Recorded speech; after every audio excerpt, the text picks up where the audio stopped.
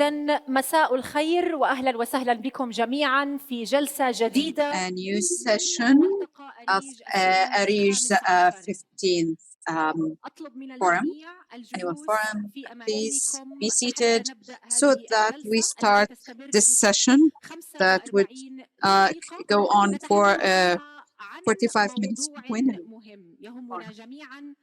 This is, and we all work in an organization. We work with journalists, independent journalists. So it's about innovation. Innovation, this concept that we all listen about it, hear about it all the time. And it is related to new technologies, to new strategies and approaches within our media organizations. Innovation might come one way or another.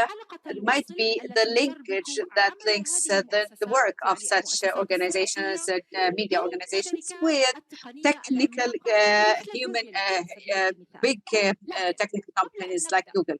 But before we start, let's please go back to the beginnings and address a number of inquiries before starting with this session with my honored guest. The first question, are we in the Arab world aware of what is the meaning of innovation and its importance, and are we prepared to go into such an experience, which is the adventure of integrating the basics of innovation in our media work that depends basically on research, story, communication, and critical thinking, and others? And what are the basic challenges that journalist organizations face and impedes the work of journalists from being innovative? In turn, it's very important that technical companies also engage in this discussion and be part of developing the capacities of media organizations and supporting them in innovation and creativity. I'm happy. I am Samia ARIJ, a communication manager in ARIJ. I'm happy to welcome Mr. Ludwig Blecher, Head of Innovations, Google News Initiative. Thank you so much. Thanks for having me. إذن للتعريف بلودوفيك، لودوفيك هو مدير فريق Ludwig is the Google News Initiative head of innovations, and before working with Google in 2015, he was the director of NIP, which is the digital French publishers fund. He's a former journalist. He's been working for 15 years in newsrooms, and then he worked as a correspondent and a chief editor and an executive director of Liberation.R site. He also had a fellowship of journalism in Hoffer University and a member of the Digital French, and it is an independent consulting firm. Ludwig, I will start with asking my first question. The question that we've posed at the beginning. When we talk about innovation, we need to identify what innovation is. How can we define innovation in newsrooms? Hey, thank you so much, Samia. First of all, again, thanks a lot for having me here. It means a lot for me. And I have a crazy echo, so I will do that. You know, what you are doing here is massively important. It's not just about journalism and investigation, it's also about collaboration. And collaboration and innovation goes together. Why? Because it could be collaboration outside of the newsroom with different organizations or within the same organization, because innovation is about breaking the silos. So just want to underline how important it is, what is happening all around. Now to your question, definition of innovation. It's a very important one. And when I joined Google 8 years ago, that's the thing I was asked. Hey, set up a fund for innovation. But wait, what does innovation mean? And the answer to that is we decided to not define innovation. And why not? Because innovation is not a state-of-the-art thing. It's a process. And innovation depends of many things. It depends of your starting point. It depends of the media landscape. It depends of what you want to achieve and your skills, right? And your expertise. And most of the time, also because we are a tech company, there is this feeling that innovation goes with technology. I don't think it's true. Innovation can be about distribution. It can be about diversification. Can be about figuring out new recipes to sustain journalism or new way to engage with the audience or to keep the readers more active in your, more entertained by your content. So innovation can be seen in many ways, but the most important is define yourself. What is innovative for you? And that's the way we tried always to build the application form through the innovation challenges I'm running, but I guess we'll go back to that. يعني سنتحدث نحن الآن عن تحدي الابتكار من جوجل أو من مبادرة جوجل When we للأخبار. talk about Google and Google initiatives, just for the audience to know about this initiative and the challenge that have started in our area in the MENA region 3 years ago. So we now have a number of projects that have were awarded and got the grant for this challenge in the past 3 years. So, if you can, Ludovic, if you can tell us more about this challenge, in which we will have active participation from one of those winners in this challenge who won this challenge a few years ago. Yeah, I'll go into that, but just let me step back a little bit and give you just the overview of what we do with news, what is the Google News Initiative, and a deep dive into the innovation challenges. So let me try. We have a couple of slides. إذا كان بالإمكان أن نضع العرض. Okay, just as a reminder, right? The Google News Initiative is one thing, but what Google does with news is way broader. So very high level, keep that in mind. Every month, we are directing 24 billion visits through news sites, which gives opportunity for discovery, monetization, conversion through subscription and stuff, right? So that's really, we are partner with the industry. In terms of revenue, beyond all the other initiatives, if you look only at the ad networks, it's a shared revenue model. So we are giving back billion every year to the news industry and publishers through our ad network. The Google News Initiative was a 300 million commitment to enable a more sustainable and a more diverse news ecosystem and quality ecosystem, right? And the Google News Initiative is really the way for us to partner with this diverse news ecosystem, support quality journalism, original journalism, and unlock and power innovation. But we had also tons of different initiatives. So my colleague Pamela, for example, in the room here, you can find, is in charge of helping here newsroom with the News Lab, right? So News Lab providing training for journalists, for content producer about the Google tools and how we can help you to do your investigation, conduct investigation, understand the trends, what people are interested in. So there is one component that is training. Another one is about product and research. And a third one is more around innovation and trying to answer the direct needs of journalism. And we are also able to react pretty fast when things happen. So for example, this initiative, and I was very proud to kind of come and design this idea because it was at a scale pretty never seen before. So when COVID hit, my work was still to support and push for innovation. But when you have something like COVID, you live that, right? I mean, you don't need to be pushed to innovate. You had no other choice because you cannot go out to do your reporting. You cannot even meet in newsroom. So you had to figure out new ways just to work, right? So innovation was just mandatory at this stage. But the question was how to survive through the crisis. And we came with this idea of launching a journalism emergency fund because the thing was really about sustaining your model for a couple of months so you can just adapt to the new reality.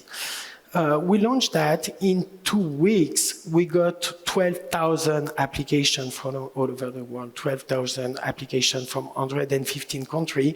We for more than 130 countries, I think, and we selected more than 5,300 applications in 115 countries. And we got more than 4,700 from the region here. So just to give you a sense of what the GNI is doing through diversity of program. The one I'm more specifically in charge is all about stimulating innovation. Mm-hmm. It's a global program, but we run it regionally, and more than 130 countries are eligible in different territories.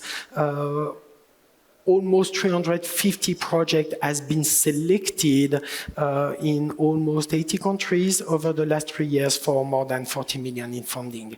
And this is all about stimulation. So if you look more especially at Middle East and Africa, we got 3 calls for projects those last 3 years and got more than 1,200 applications, 77 recipients, and it's very interesting to look at the trends and what's going on here.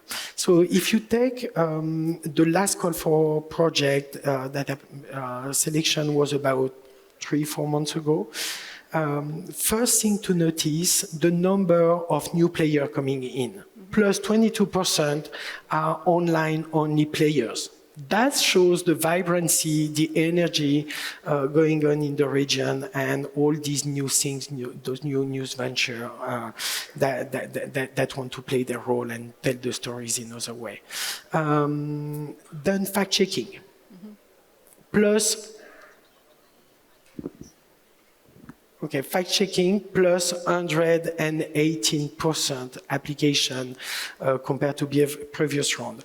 And another one is all about tech, machine learning, artificial intelligence, plus 92%. And ARIJ also got a project that is all about AI and how you can disseminate AI technology and use it better in newsroom. So you're going to ask, but AI, why for, right? Mm-hmm. And there are many things you can apply. So you can use AI and machine learning to do content discovery, to isolate signal from noise. You can do that to enhance the relationship with your readership. So if you have already a subscription model, it could be about detecting the one willing to subscribe. If you have already a basis of subscriber, it can be about reducing the churn rate. So it can be also about helping journalists to produce content, to surface interesting stuff, or to do content discovery and content distribution. So it's kind of unlimited potential that is going into newsroom, right? So that's an example. And look at this sentence from Fiona Weeks. She's the managing director of Pulse in Nigeria. I love what it says here because it really shows that more important than the project itself are the learning that will go through. And this is what innovation is. There is your starting point and there is the arrival point. You will have failures, you will have successes, but more important is the iteration you're going to go through. Mm-hmm, mm-hmm. يعني من المدهش أن نرى أنه الكثير من It is really exciting to see that many of the applications were regarding fact-checking and artificial intelligence and learning the machine. Of course, these are new technologies or modern technologies getting into the news rooms and news as a whole. However, the question I want to ask you now, Ludovic, at first, you looked at too many applications that were requested or applied from the MENA region. Your opinion, your general opinion about these applications that were done or made. And as we said before, we could listen to one of these participations or subscriptions or applications so that you share their, maybe they're applying for the fund, for the Google for Innovation Fund. Sorry, can you repeat the exact specific question? Because so I got I'm just asking stuck. about your thoughts on the applications from the Middle East and North Africa, if we can listen to the story from one of the participants. Yeah, get it. We'll have a special guest, Yes. as you said, right? And so I'm going to call her out.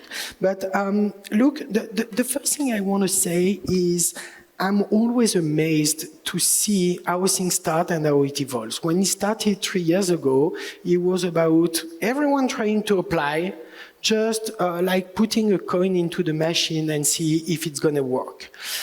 But very quickly, people understood that the value was not necessarily just the funding, and the funding was the cherry on the cake, but the application process in itself. And the way it's designed, I think, really helps you to not just try to get funding, but step back from the day-to-day operation. And this is very needed. I spent 15 years in newsroom, and I know already the challenges you are facing today, not only as journalists, but also as an organization trying to diversify your model to sustain it, right? And for that, at some point, dealing with priority is fundamental. And when you are doing the job of a journalist, you know what? The priority is the day-to-day. But if you want to sustain your business, at some point you have just to stop, step back, break the silos, and build a vision. And selected or not, the application process in itself, the way we designed it, had this exact purpose to create a forcing function, so you just stop and again break the silos, brainstorm with team, build a vision. And we've seen many interesting approaches toward this initiative. For example, some newsroom told me that they were creating internal challenge. So people were coming with 8 ideas.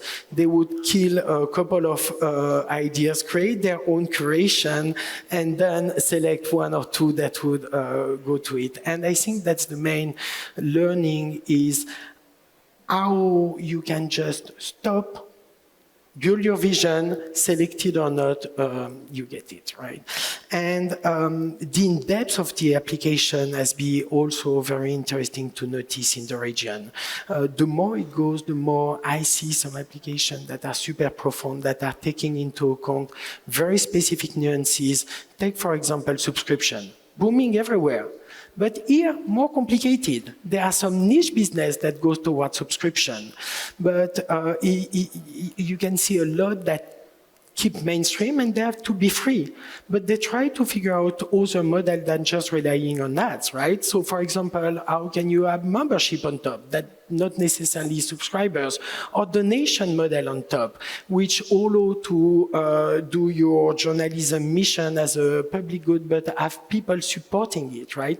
Those are the kind of things we've seen. But maybe we can hear from a special guest, no, that will tell us more about what you learned. So I'm going to call our friend from Frontline, Adele, right? I'm sorry if I'm not pronouncing it right, but why don't you come and tell us a bit your story? Because you've been selected 1 year ago, and very recently you got an award. And I mean, I'm amazed by your project. So why don't you tell a bit the journey you went through? Does it work? Yeah, it's working. فرونت أول شيء رح أعرف عن نفسي اسمي هدية العرجة صحفية. First, I would introduce myself. Hadi Al-Arja, I'm in Frontline in Focus, is a media platform that conveys stories or post stories from the war areas, mainly from Syria. Through our work in the past 3 years, we found that it is not enough to convey the story, especially that the world has started to become bored about such news, repeated news, same war, same stories. We always try to look for other means to reach out to the audience. We found that it's we need the audience to go into the events by using the virtual and the virtual reality, and this was one main challenge to us, how to employ this technology in showing or picking stories from different stories from the dispute and war regions or areas. This year we produced more than 50 stories on the virtual reality, from the virtual reality. In order to produce such stories, we had to do a service.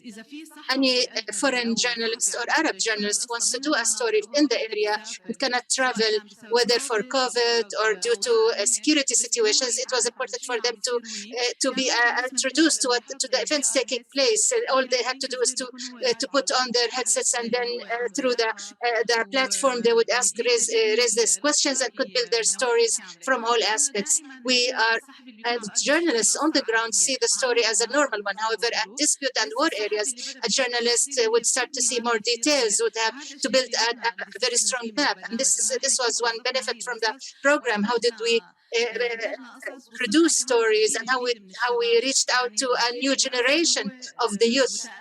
The young generation are more used to these technologies. When they saw us, we're talking to them in their own language. Then we created a new generation to interact with such stories. We had some sort of collaboration and concern and interest in these types of stories. Thank you, Hadil. Yes, your project has been one of the winners in the Google Innovation Challenge from last year, 2021. Yes. I advise you all to look at this project, this amazing project, because it provides stories in a very different shape. Frontline is part of a project that Tiny has. We also do stories on children. The idea was to do stories, human stories, using all sorts of technology, interacting, emotion. We found other virtual augmented reality and virtual net, these platforms that were really amazing. You need to interact and to leave impact also. Our main goal as journalists is to leave an impact. Thank you so much, Hadil. Thank you. And maybe to share concrete example, maybe we can play a video.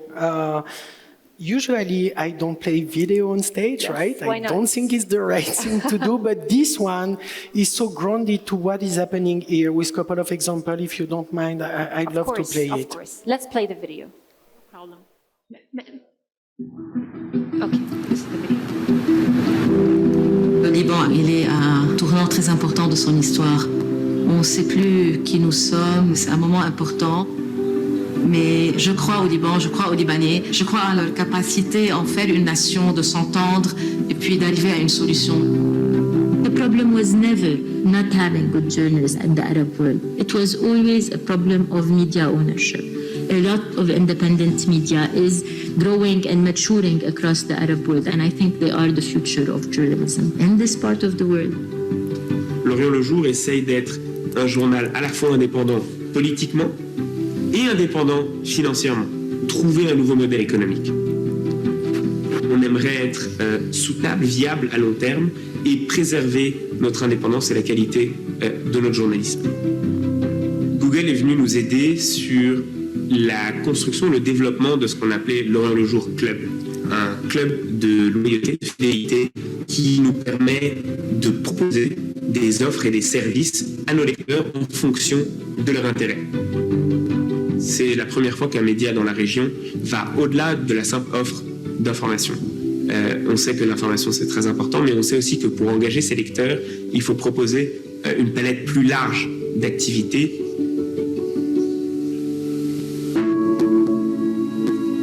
هناك ضرورة لبناء منصة إعلامية مستقلة تعطي الخبر الصح وتنشر الحقيقة. تصير 22 منصة مستقلة وحرة تسعى لبناء مجتمعات ديمقراطية وحرة من خلال إعلام وصحافة حرة. جوجل رح تساعد رصيف 22 بأنها توصل لمرحلة اللي فيها استدامة، فيها sustainability، فيها استدامة، فيها استقرار نوعاً ما، بحيث أنه من خلال الدعم كل ما دمج ما بين المضمون وبين التكنولوجيا وبين المنتج الإبداعي، بحيث تمنح للقارئ مساحة تفاعلية أكثر. ARIJ is an independent media owned by journalists. Our signature content, what we really take pride in, is our investigative journalism. We've grown a good reputation in Lebanon. The loyalty is towards the audience itself. It's important because better informed societies are more powerful, so they know they can trust this content that they are getting. We know that in order to grow and become more independent, we need to scale our production. We're never going to be able to do that without introducing technology. What Google News Initiative is helping us to do is really to create a toolkit with all the solutions for the little problems that we have that will help us really take our production to the next level. The problems that publishers are facing in Lebanon today and globally are revenue and trust with the readers.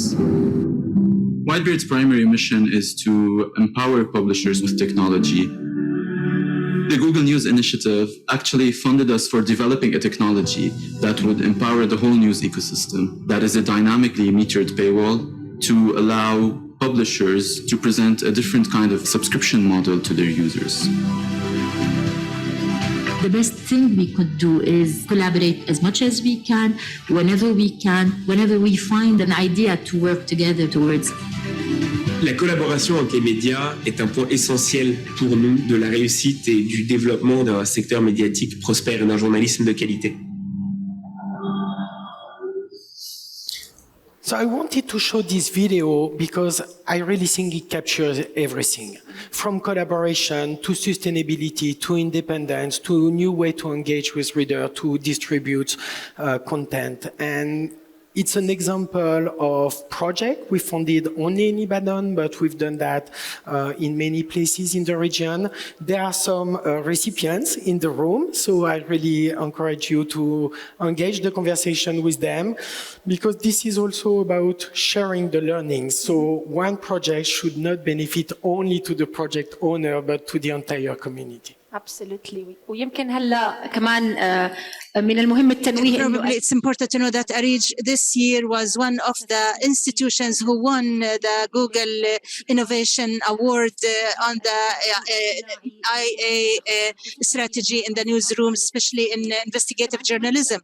I would ask everyone, the participants here, if you have any questions, please raise your hands and you can come to the mic and ask your questions.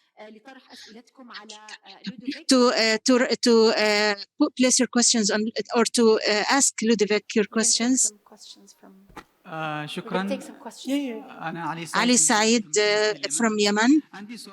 A question regarding Yemen, because it's not on the map. I noticed it's not on the map, even though there are platforms who applied for Google News Initiative but never received any awards or grants. We did get details why our application was rejected. Can you share some details or justifications, whatever?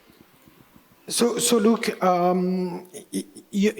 you'll see my email contact, and I'm happy to take this offline. What I'm trying to avoid is to give a specific answer to a specific situation, because it's always hard to compare the different kind of project if you don't see exactly what has been received. So I'm happy to take this offline. Again, we value even more, and I personally value even more, the application process in itself than just being selected. So being selected is very important, but that's not the only thing, right? I think we offer through the entire process a way to really unlock your thinking, right? Which I value a lot. Happy to take this offline, have a specific conversation about Yemen if you want. شكرا لودو.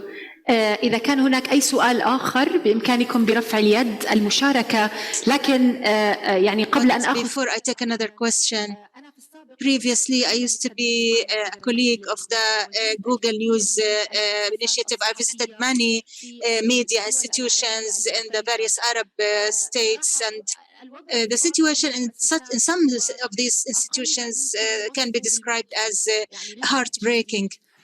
Too many challenges, bad circumstances facing the journalists in the newsrooms in terms of resources, time, pressure, and tension, etc. I used to feel very often that talking about innovation is some sort of well-being. Maybe this is the question. If innovation in such circumstances is a type of well-being, and if we compare the Arab region with other countries that you are launching this challenge, what are the main challenges or the joint or common challenges among the Arab countries and other areas such as Southern America, South America, Africa, or even the USA that newsrooms face in innovation particularly?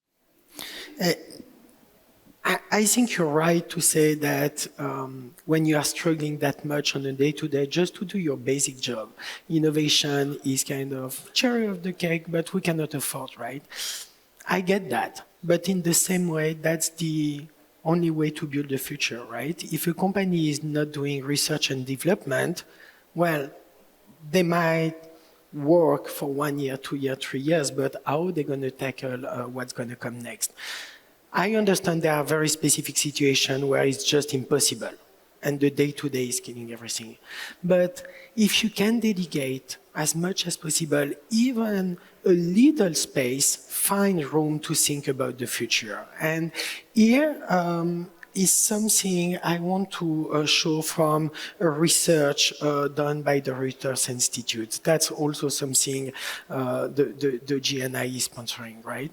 And it is saying a lot about how people are interacting with news today.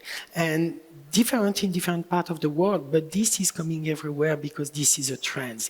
There is this thing about news avoidance. More and more people are escaping the news for many reasons, because of polarization, because of politics, because they want to go for easy, scrollable content, right? And one of the main challenges I think to tackle for people here in the room is how to break journalistic bubble, not just to produce content for ourselves and our first circle audience, but to make sure the quality and the in-depth journalism are reaching out to the right people. And that's why it's so important to have new way to distribute news, new way to interact with young audiences and figure it out how you can engage better the conversation and find the language that speaks to the youth as well. So this is one thing I want to mention. The other one is all about, we've seen the progress in fact-checking. We spoke about the number of fact-checking, and you are really the illustration of that. And there is still a lot to be done. But at some point, the overarching question is about trust. And there is a mistrust against journalism, like there is a mistrust against sometimes government or politicians, right? And that's the overarching issue to tackle. So I think it's something everyone should have in mind when they think about their project to come, right? كان في عندنا سؤال أعتقد في الخلف. There was another question, I believe, someone from the back.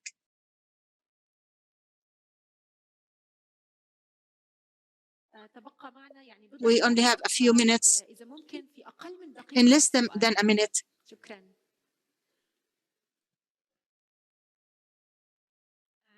Hello, I'm Rand Abdel Qadir, project coordinator with Leaders International.